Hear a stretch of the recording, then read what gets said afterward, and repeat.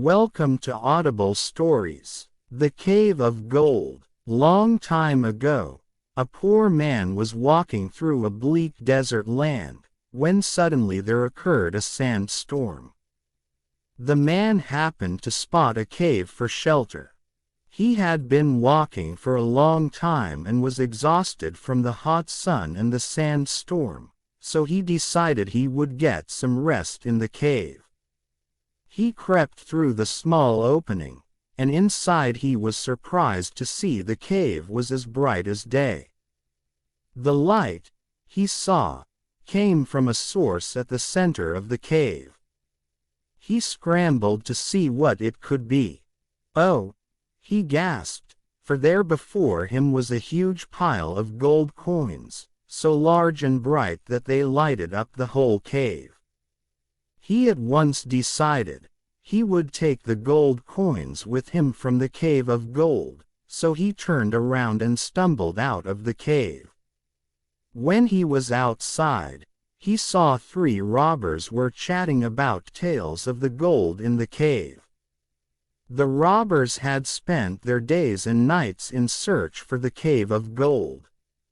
When anyone happened to pass, the robbers would steal all his belongings.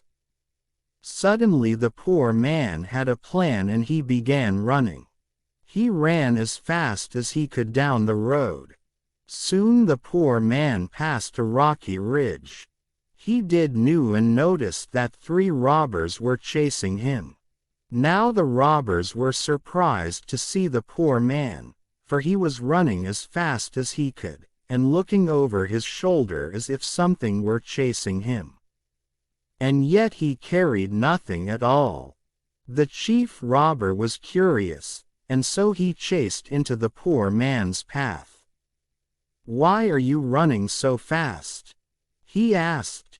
"You look as if you've seen a ghost."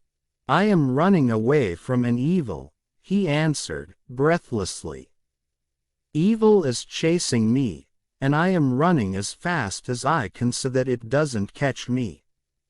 Now all 3 men looked down the path. They stared, they squinted, they searched.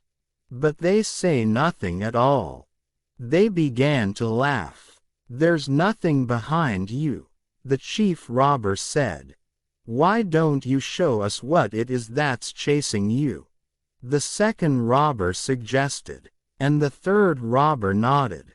"We see nothing, so I suppose you better show us. It's important for us to recognize an evil." "That's it," the poor man said, "and so I will show you."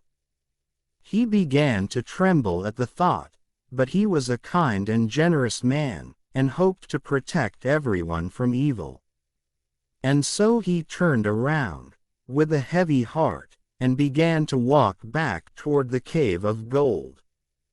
The robbers followed him close behind. When they reached the entrance to the cave, the poor man nodded. "There it is, but please, I beg you, don't go in there." "Sir," the first robber said gently, "I must see what has frightened you so much. Won't you show us evil?" "Very well," the man said, and tiptoed inside the cave with robbers following. A moment later the robbers saw the light from the glittering gold. Pointing to the pile, the poor man said, "There's evil, right before your eyes." Naturally the robbers were delighted, and they assumed the poor man was simply crazy and fool. "Never fear," said the chief robber.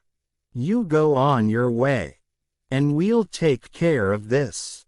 Relieved to be set free, the poor man slipped away, and the robbers burst into delighted laughter. "Now, we must decide what we shall do with our golden treasure," said the chief robber. The 3 men sat around discussing, for they did not want to leave the golden treasure. They feared the poor man might lead someone else to the cave of gold. Now they were very hungry and weak to carry so much gold. They decided that one of them should take some of the gold coin to the city. There he would buy food and drink, and when he returned and they had regained their strength from a feast, the three would divide the rest of the gold and carry it away. The third robber said, "I'll go," but he was thinking that while he was in the city, he would eat all he wished to eat.